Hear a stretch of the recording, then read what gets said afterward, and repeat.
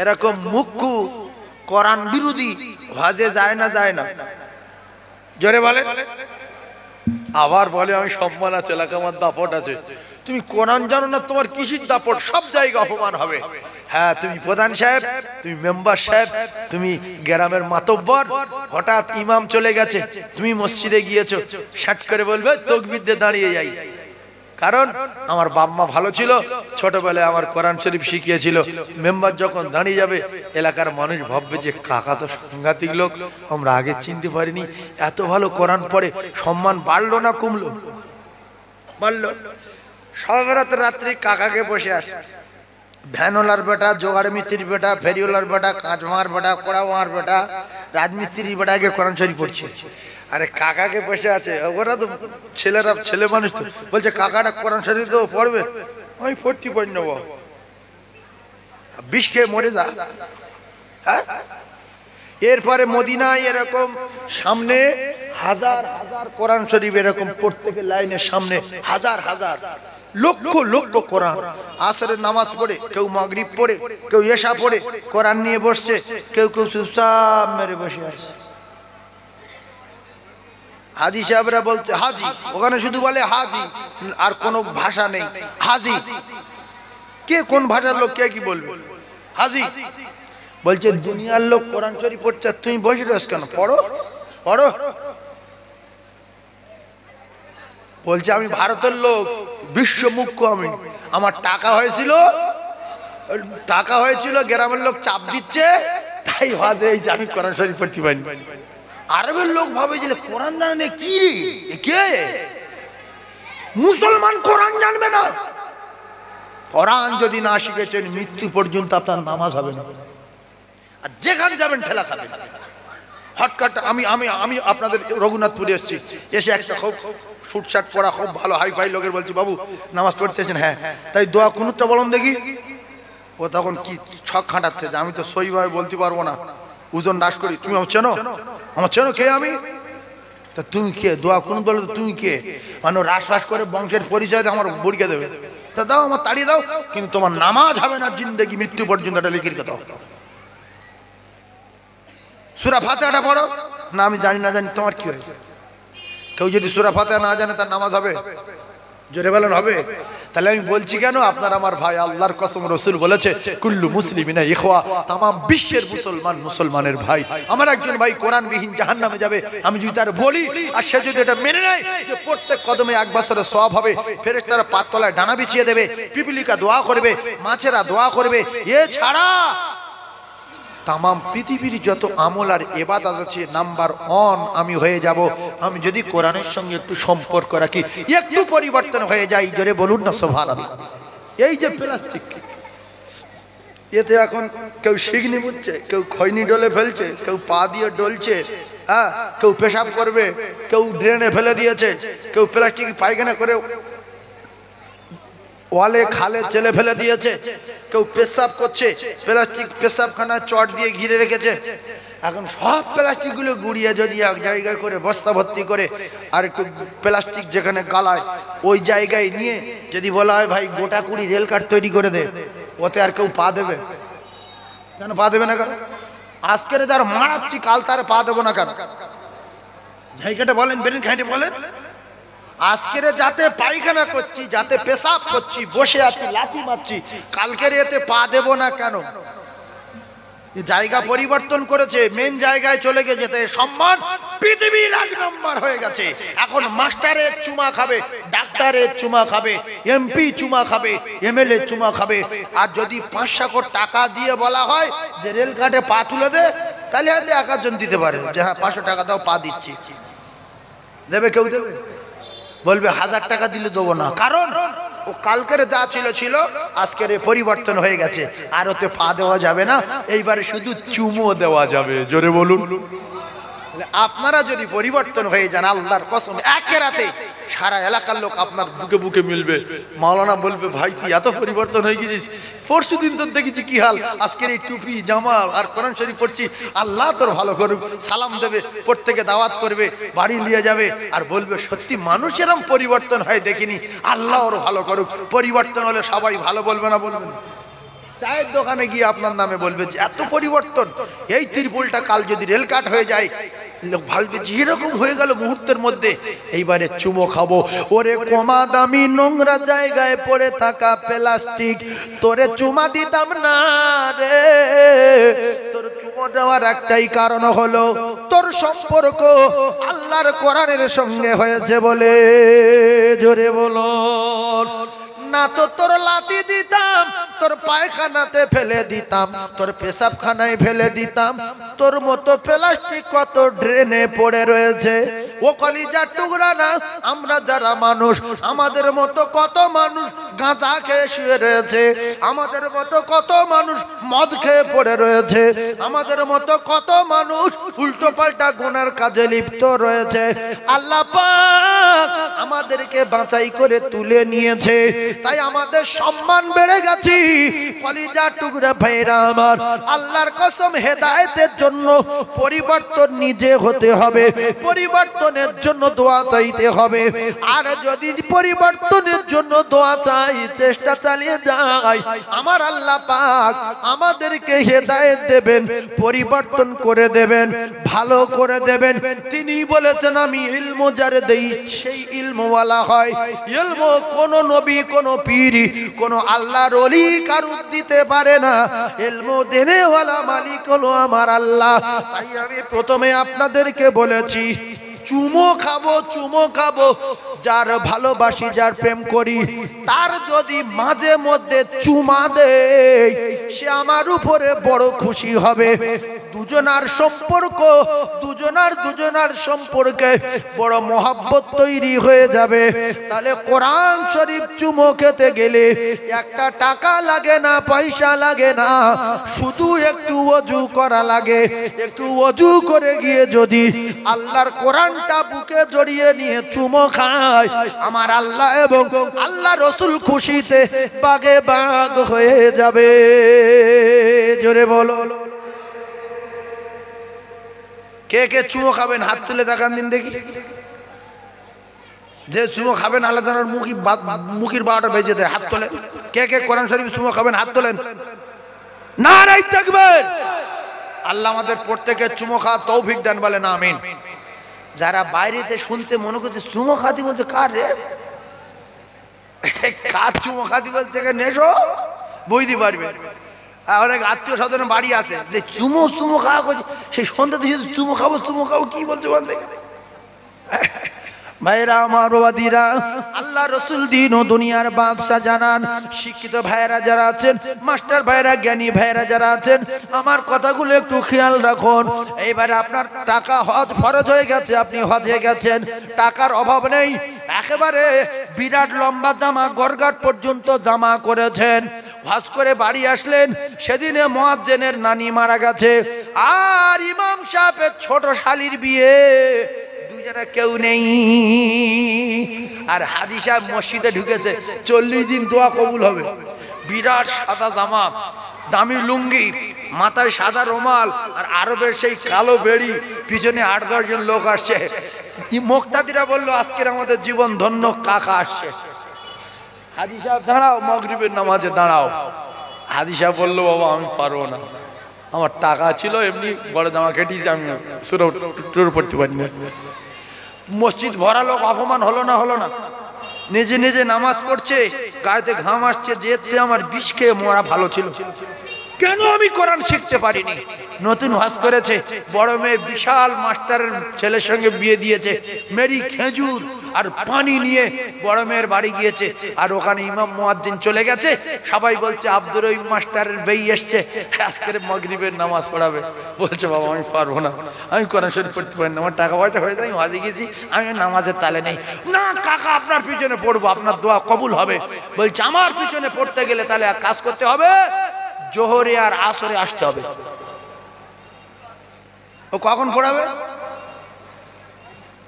এই বাবু, এই কচি, কখন নামাজ পড়াবে? শোনোনি তো, জোহর আর আসরে পড়াবে। কেন বলেন তো? বুঝতে পেরেছেন? হ্যাঁ হ্যাঁ ঠিক বলেছে, আওয়াজ হবে না। ও যা জানে আমি জানি, আর আমার আল্লাহ জানে।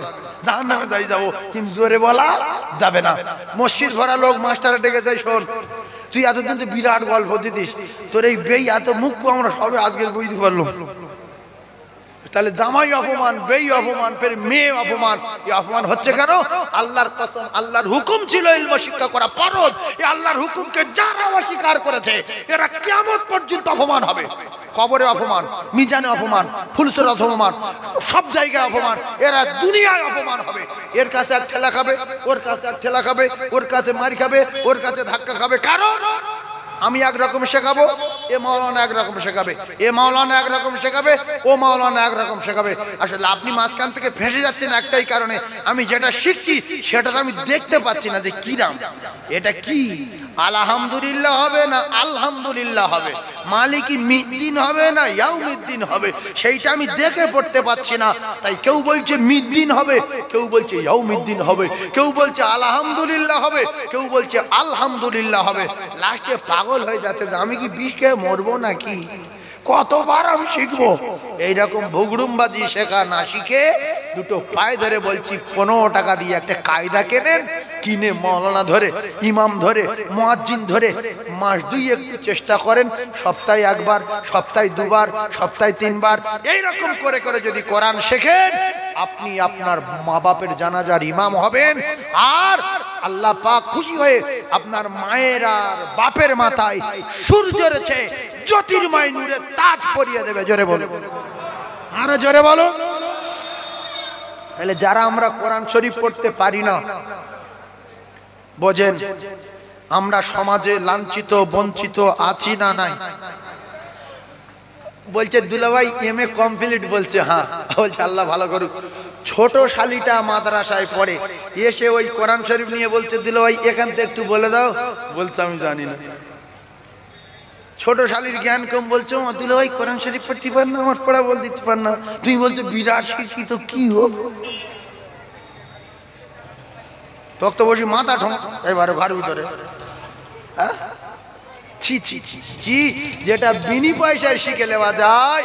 আর ইমাম সাহেবের কাছে 1 মিনিট খায়রুকুম মান তাআল্লামাল কুরআনা ওয়া আল্লামা, ফ্রি তো ফ্রি। কোরআন শরীফের যদি সম্মান দিতাম আমরা, সমাজের আলেমগুলো এত খুশি হতো, আল্লাহ এত খুশি হতো, এদের জানটা ঠান্ডা হতো। কোরআন শরীফ নোংরা কিতাব বলেও পড়িনি, বাচ্চাদেরকে পড়াইনি, যদিও কারুর পড়াই তো তাদের উপযুক্ত টিউশনি বেতন দেইনি, পয়সা দেইনি। আর ইংলিশ পড়ানোর জন্য যে মাস্টারের কাছে দিলাম সপ্তাহে 4 দিন 5000 টাকা। আর কোরআন শরীফ যদি বলা সপ্তাহে 4 দিন 200 টাকা, সঙ্গে সঙ্গে খাবার করে বাড়ি বাড়ি মারবে খানা। নোংরা জিনিস শিখবো 200 টাকা শিখবো নি বারো। আর ইংলিশে 4000 শিখবো। পৃথিবী যত মাদ্রাসা আছে কোন মাদ্রাসার ফি নেই 20,000, ভর্তি ফি 20,000 আছে। কিন্তু স্কুলে অনেক বড় বড় হোস্টেলে আপনি দেখবেন ইংলিশ মিডিয়ামে ফি নিচ্ছে 10,000, 15,000, 20,000, 30,000। ভর্তি ফি দেওয়ার পরে মাসে মাসে দিচ্ছে 15,000, 10,000, 12,000, 8,000, 20,000 মাসে মাসে দিচ্ছে। আর কোরআন শরীফের কারিয়ানা ভাবে পড়াবে, কোরআন শরীফের হাফেজ করাবে, এ বংশের 10 জন জাহান্নামীকে নিয়ে আল্লাহর কোরআনের হাফেজ জান্নাতে যাবে। মূর্খ পড়াইনি, এ জানে আমি যদি কোরআন পড়াই, হাফেজ করাই, আমার ছেলে আমার নিয়ে আল্লাহ জান্নাতে যাবে। আমি যদি আমার ছেলের এমএ করাই, কোরআন যদি না শেখাই, অন্তত ইংলিশ কবিতা পড়ে আমার গায়ে যদি মৃত্যুর সময় দুটো ফুঁক দেয়, অন্তত কিচ্ছু না হোক এই কষ্ট করে পড়ানোর বিনিময় মৃত্যুর সময় আমার আযাবটা ডবল হবে। আপনি এমএ করেছেন তো আলহামদুলিল্লাহ, বিএড করেছেন আলহামদুলিল্লাহ, আপনি সঙ্গে কোরআন শরীফটা শিখিয়ে দেন যে এইটা তোর জীবনের আলো, এইটা তোর জীবনের নূর, এইটা তোর সঙ্গের সাথী, এটাই তোর গোরের বাতি। আমি তো শিখিয়ে দিয়েছি। একটা অন্ধ লোকের ধরে নিয়ে এই রাস্তায় গ্রামে যত বাথরুমের পায়খানা আছে সব তুলে উঁচু করে ফেলে দেবেন, এতটা উঁচু করে, 2 ইঞ্চি উঁচু করে। আর একটা অন্ধ লোকের ওই পায়খানার উপর দিয়ে টেনে যাবেন। আর অন্ধ লোক বলছে বাবা মাঝে মাঝে স্লিপ হচ্ছে কেন বাবা? অন্ধ লোকটা বলছে যে টেনে নিয়ে যাচ্ছে, বলছে বাবা মাঝে মাঝে স্লিপ হচ্ছে কেন বাবা? তো বলছে এই রাস্তার নতুন কাজ হচ্ছে তো পাঁক ফেলা হয়েছে, তো বলছে পাঁক তো গুড় মতো গাছ বলছো কেন? অন্ধ কিন্তু নাক ভালো। বলছে এ পাঁকের গ্যাস সাইডে বাচ্চারা পায়খানা করেছে, রাস্তায় সব নতুন পাঁক ফেলেছে, তো ও বিশ্বাস করবে না যে পাঁক ফেলেছে? হ্যাঁ না বলে? ওর তো চোখ নেই। আর যদি চোখ আলাদা করে গুরু বলতে টেনলে আতো, যদি বলতো পাঁক ফেলেছে, একেবারে ওর বাপের নাম ভুলে দেবে না। উচ্চ বা ভালো করে বোঝার চেষ্টা করো। মাধ্যমিক পাশ করেছে, চোখ নাই, তাই মদ খাওয়া ধরেছে, আসে না নাই? আসে না নাই? বিএ পাশ করেছে, চোখ নাই, গাঁজা খাওয়া ধরেছে। বিএড কমপ্লিট করেছে, চাকরি নাই, উল্টো পাল্টা বিয়ারা কাজ কারবারে লিপ্ত হয়ে গেছে। টেনশনে আমার চাকরি নাই, আমার চাকরি নাই, আমি এত পাস, এমএ পাস, আমি বিএ পাস, আমি বিএড কমপ্লিট করলাম, চাকরি নাই। একটা মাওলানা হয়েছে 10 বছর পরে, এর ভিতরে লাইট আছে, আল্লাহর কসম নূর আছে, জ্যোতি আছে। এ জীবনে মদকে রাস্তায় ঘুরতে দেখবেন না। এ লাইট মেরে দেখে নেবে যে এটা হালাল না হারাম, এটা মদ না সুদ, এটা কি।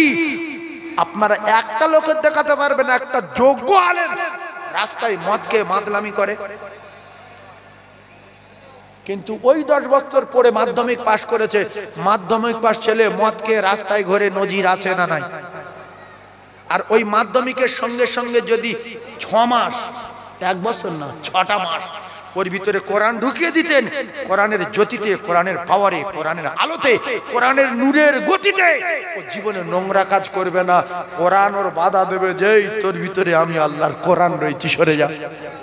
যেমন যারা 5 ওয়াক্ত নামাজ পড়ে, এরা দেখবেন নোংরা কাজের জায়গায় গেলে ওদের বিবেকে একটা বাধা দেয় যে আমি নামাজ পড়ি, দাঁড়িয়ে আছে, আমি তাস খেলবো না, আমি নামাজ পড়ি, দাঁড়িয়ে আছে, আমি মদ খাবো না, লোকে খারাপ বলবে। এটা ভিতর থেকে আপনার বাধা দেয়। এটা আল্লাহ বলেছে ইন্নাস সালাতা তানহা আনিল ফাহশাই ওয়াল মুনকার। যাদের নামাজগুলো কবুল হয় তাদের নামাজ तमाम খারাপ কাজ থেকে বাধা দেয়, নোংরা কাজ থেকে এদের হেফাজত করে, বাঁচিয়ে নেয়। আর যারা নামাজ পড়ার পরে নামাজ হয় না, ওরা সব রকম কাজ করবে, কোনো কাজে বাধা হবে না।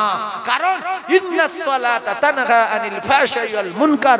যার নামাজ নামাজির খারাপ কাজ থেকে বাঁচাতে পারেনি, ওর নামাজ কোনোদিন হয়নি। ও এমনি নামাজি নামে একটা ভণ্ড লোক, নামাজ পড়ে, লোকে নামাজি বলে, আসলে নামাজি না। এটা আল্লাহ বলছে, আমি বলিনি। এরকম কিছু নামাজি আছে না নাই? নামাজ পড়ে মিথ্যা কথা বলে, নামাজ পড়ে হারাম ব্যবসা করে, নামাজ পড়ে লোকের আল ঢালে, নামাজ পড়ে লোকের সব মাস করে, নামাজ পড়ে চুরি করে। এ হলো জাতের চিটিং বাস। ইন্নাস সালাতা তানহা আনিল ফাহশাই ওয়াল মুনকার। যার নামাজ তার নোংরা কাজ থেকে বাঁচাতে পারেনি, আল্লাহ নিজে বলছে ওর নামাজ হয়নি। আর এর নামাজ হয় না বলে সাধারণ লোকের সঙ্গে ঝগড়া বাঁধালে ওই নামাজের দায় দিয়ে বলে যে তুই 5 ওয়াক্ত নামাজ পড়িস, তোর ভাষা পরিবর্তন হয়নি, তুই কি রে, তোর চরিত্র ঠিক হয়নি, তুই কি রে। আসলে নামাজের দোষ দিও না, ও নামাজি না, ও ভণ্ড, ওর কোনোদিন নামাজ হয়নি। ইন্নাস সালাতা তানহা আনিল ফাহশাই ওয়াল মুনকার। নামাজ तमाम বাজে কাজ থেকে বাঁচাবে। যদি নামাজ পড়ার পরে বাজে কাজ থেকে বাঁচতে না পারে, ওই নামাজিরই ভাবতে হবে আমার নামাজ হয়নি। ও আল্লাহর কসম খেয়ে বললে ভুল হবে না। আমরা যে কজন বসে আছি কসম খেয়ে বলছি, সবাই কোরআনে চুমো দিইনি। কথা ঠিক বলেছি না ভুল বলেছি? আবার বলে তুই কোরআন শরীফ ভালোবাসো? ও বাবা, ভালোবাসি মানে কোরআন শরীফ মানে বিশাল ভালোবাসি। তা যার ভালোবাসো তার সঙ্গে একটু দেখা করো। আপনারা মানুষ, আপনারা জ্ঞানী মানুষ, আপনারা শিক্ষিত মানুষ, বুদ্ধিজীবী, একটু আমার কথার দিকে লক্ষ্য করুন। আল্লাহ রাসূল দিন ও দুনিয়ার বাদশাহ বিশ্বনবী হাবিবুল্লাহ জানিয়েছেন, খায়রুকুম মান তাআল্লামাল কুরআন ওয়া আল্লামা। রাসূলুল্লাহর হাদিসগুলো সত্য না মিথ্যা? আমার আল্লাহ বলেছেন, আমার দোস্ত কোনোদিন বানিয়ে একটা কথা বলেনি। যদি কোনোদিন বলতো, আমি আমার দোস্তর জিভ টেনে ছিঁড়ে বার করে দিতাম। এই জন্য বিশ্বাস করেন রাসূলুল্লাহর কথাগুলো সত্য। তবে যুবক যারা আছো, সোনার মানিকেরা বিরাট রেগে যাবে আমার কথা শুনলে, কিন্তু আমি আমার কথা বলবো না, রসুলের হাদিস বলবো, আল্লাহর কোরআন বলবো। রেগে যদি যাও তাহলে আল্লাহর উপরে রাগো, আর রসুলের উপরে রেগে যাও, আমার উপরে রাগো না। আমি তো এগুলো বলি না, আল্লাহ যেগুলো বলতে বলেছে সেইগুলো বলছি। আমি ছোট্ট একটা মিসাল দিচ্ছি, বোঝার চেষ্টা করুন। কারণ রঘুনাথপুর বলে কথা সাংঘাতিক জায়গা। রঘুনাথপুরে মৌলানা আনসার সাহেব হুজুরের বাড়ি আছে না, মৌলানা খালিক সাহেব হুজুর, রঘুনাথপুর। আনসার সাহেব হুজুরের কথা অনেকবার বলেছি। আনসার সাহেব হুজুরের সঙ্গে বহুত জলসা আল্লাহ করিয়েছে।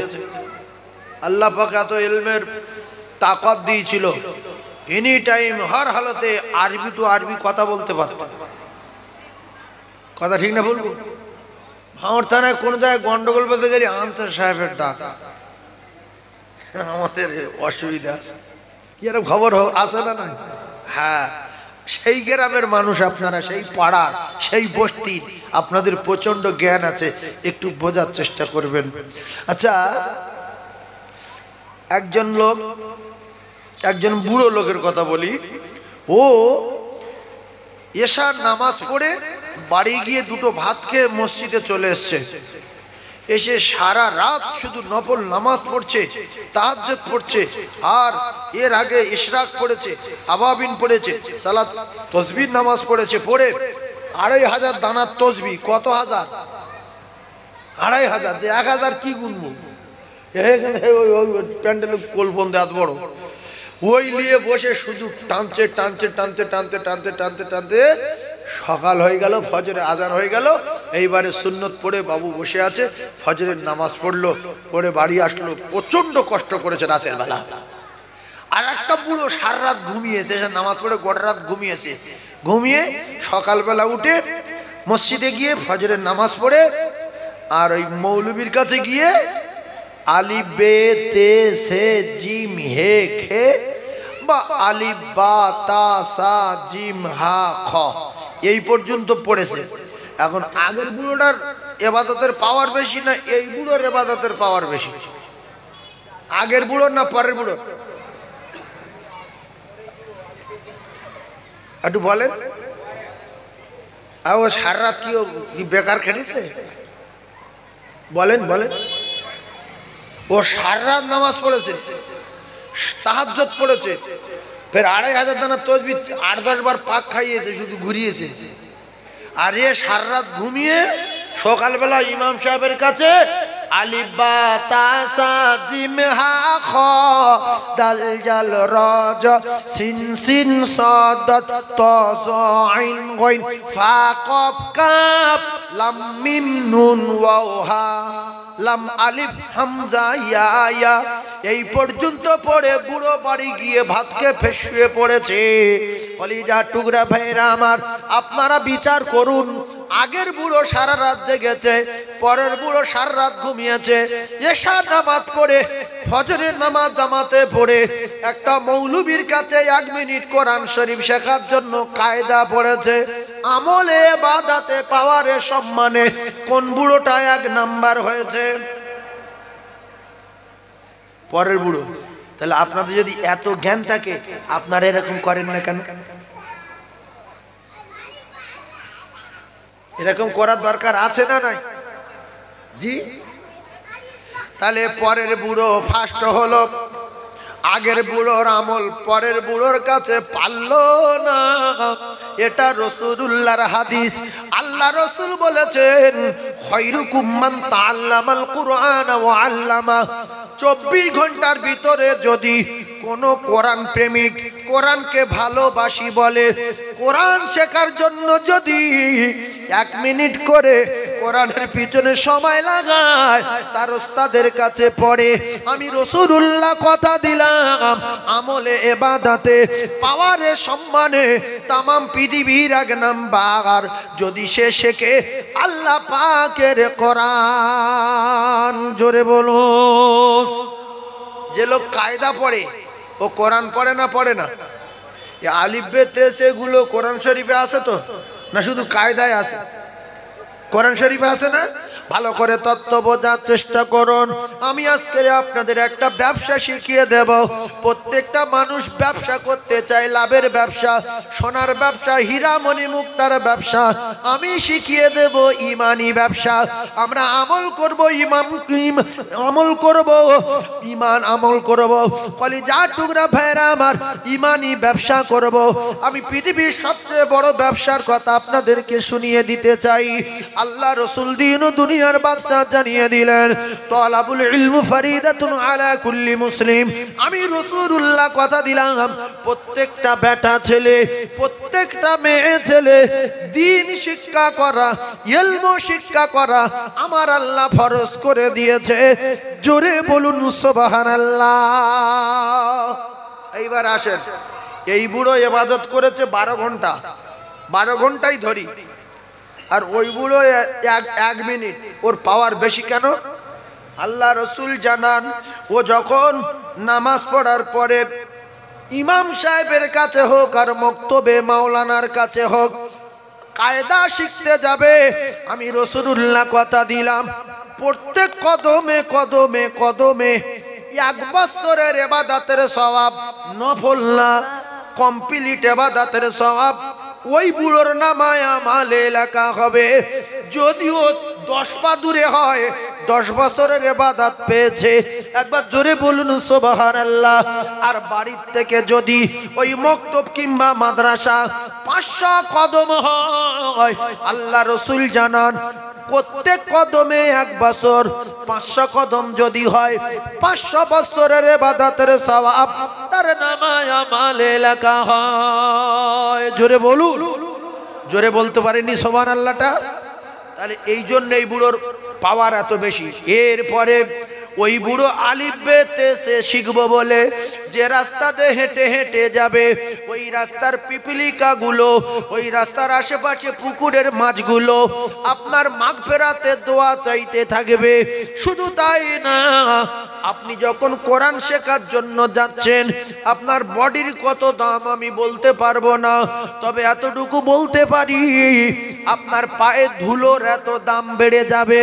আপনার পায়ের ধুলোর এত দাম, আপনার পায়ের ধুলোর বরকত লব বলে আল্লাহ পাকের বেগোনা মালায়েকা ফেরেশতারা তাদের নূরের ডানা আপনার কদমের তলায় বিছিয়ে দিয়ে দেবে। জোরে বলুন। তাহলে আমরা যদি আল্লাহ বিশ্বাস করি, কবর আছে বিশ্বাস করি, হাসর বিশ্বাস করি, মিজান বিশ্বাস করি, তাহলে এই ব্যবসা করার দরকার আছে না নাই? যেটা প্রত্যেক কদমে 1 বছরের ইবাদতের সব। এছাড়া মাছেরা দোয়া করবে, রাস্তার পিপিলিকারা দোয়া করবে, আর আল্লাহ পাকের ফেরেশতারা আমার পায়ের তলায় নূরের ডানা বিছিয়ে দেবে। সময় দেব কতক্ষণ? 1 মিনিট। কিছু কিছু অজ্ঞ উঠেছে দুনিয়ায় কোরআনের দুশমন, বলে শুধু আরবি শেখো, আরবি শেখো। ওই মুসলমানেরা, বাপ দাদার 14 পুরুষ কারো জন্ম হতো না যদি আল্লাহ পাক তার দোস্তকে তৈরি না করতেন। এখন তুমি যদি কাফের হয়ে মরতে চাও, তাহলে রাসূলুল্লাহর উপরে মাথা মেরো না। আল্লাহ রসুলকে আমার আল্লাহ ইন্নামা বুইসতু মুআল্লিমান, আমার আল্লাহ পাক তার দোস্তকে তামাম জ্ঞানীর জ্ঞানী, তামাম মানবের শিক্ষক হিসাবে আমার আল্লাহ পাক পৃথিবীর জমিনে পাঠিয়েছে। আপনি যাই করেন না কেন, যদি রাসূলুল্লাহকে ছোট করে দিয়ে আপনি আপনার জ্ঞানে যদি আপনার ছেলেটাকে এমএ করান, বিএড করান, লন্ডনে পাঠান, আফগানিস্তানে দেন, ইরাকে দেন, মিশরে দেন, ভাইয়েরা আমার বাবাদিরা, এই রাসূলুল্লাহ যে কথা জানিয়েছেন, এই রাসূলুল্লাহ চেয়ে যদি আপনার জ্ঞান বেশি হয়, তাহলে কিন্তু সারা জীবন কেন জাহান্নাম পর্যন্ত আপনার জ্বলতে হবে। কারণ রাসূলুল্লাহ যে কথাগুলো বলেন, এগুলো আল্লাহ পাক রাসূলকে বলতে বলেছেন। তাহলে ইলম শিক্ষা করা প্রত্যেকটা মেয়ে ছেলে বেটা ছেলের উপরে আমার আল্লাহ ফরজ করে দিয়েছে। আপনি আপনার ছেলের বিএড করানোর জন্য, এমএ করানোর জন্য, আপনি লয়ার করানোর জন্য, বড় আইপিএস অফিসার করানোর জন্য যত খুশি পড়ান, কোনো অসুবিধা নাই। রাসূলুল্লাহ জানিয়ে জানিয়েছেন তুমি দিনকে দুনিয়ায় প্রচার প্রসার করার জন্য, আল্লাহ দিনকে দুনিয়ায় কায়েম রাখার জন্য তুমি 5 ওয়াক্ত নামাজ সহিভাবে পড়বে, সেজন্য বাম্মার খিদমত করবে, সেজন্য কলিজার টুকরা হাসর মিজান ফুলসুরাত জান্নাত জাহান্নাম বিশ্বাস করবে, সেজন্য আমল করবে, সেজন্য নামাজ সহিভাবে, সেজন্য মা বাপের জানাজা পড়াবে, সেজন্য মা বাপের জন্য দোয়া করবে, সেজন্য 24 ঘন্টার ভিতরে যদি 1টা মিনিট আল্লাহর কোরআন শিক্ষা করার জন্য যদি টিউশনি দাও, কত বড় অন্যায় কথা বললেন রাসূলুল্লাহ। 24 ঘন্টার ভিতরে 1 মিনিট। কিছু কিছু জাতির কলঙ্ক আছে, নিজে ছেলেটাকে নিয়ে ইংলিশ মিডিয়াম ইংলিশের টিচারের কাছে দিল 1 ঘন্টা, অঙ্কের টিচারের কাছে দিল 1 ঘন্টা, বাংলা দিল 1 ঘন্টা। ও কলিজার টুকরা ভাইরা আমার, মুসলমানের ঘরে জন্ম নিয়ে আরবি টিচারের কাছে 1 মিনিটও দিল না। যারা রাসূলুল্লাহর কথাকে অস্বীকার করে রাসূলের চেয়ে নিজেকে জ্ঞানী ভেবে ছেলে মেয়েদের ইচ্ছা মতো অন্য শিক্ষা শেখায়, এরা সারা জীবন সমাজে অপমান হবে। মাস্টার এসে বলছে, মৌলবীর বলছে আমার বাপের জানাজা পড়াও। ডাক্তার এসে সাধারণ মৌলবীর বলছে আমার বাপের জানাজা পড়াও। একটা হাফেজ সাহেব 2 বছর পড়েছে, তার বলছে আমার মায়ের জানাজা পড়াও। তো তুমি ডাক্তার হয়ে কি জ্ঞান অর্জন করেছো? মাস্টার হয়ে কি শিখাছো? কিসের মাস্টার তুমি? জানাজা পড়ানোর শর্ত না হাফেজ হতে হবে, জানাজা পড়ানোর শর্ত না মাওলানা হতে হবে, জানাজা পড়ানোর শর্ত না মুফতি হতে হবে। আল্লাহ রাসূল জানান সে ভালো কোরআন শরীফ পড়তে পারবে, 5 ওয়াক্ত নামাজি হবে, জানাজার নিয়ম কানুন জানবে, ওই বেটা তার মা বাপের জানাজার ইমামতি করবে। তুমি ডাক্তার হয়েছো, এত লেখাপড়া শিখে এত সম্মান নাকি গ্রামে দোয়া কুনুত তো পড়তে পারো না, নামাজ পড়াতে বললে পালিয়ে আসো, নামাজ পড়াতে পারো না, আল্লাহর কাবায় গেলে একটু কোরআন পড়তে পারলে না, মদিনায় গেলে একটু কোরআন পড়তে পারলে না। কি লজ্জা, কি লজ্জা! ছি ছি ছি ছি ছি! এত সম্মান, এত ইজ্জত। মদিনায় গেল, রাসূলুল্লাহ বলেছেন রওজায় আসলো, আমি রাসূল আমার কাছে কোরআন তেলাওয়াত করলে আমি তার গলার আওয়াজ নিজে কানে শুনতে পাই। জোরে বল।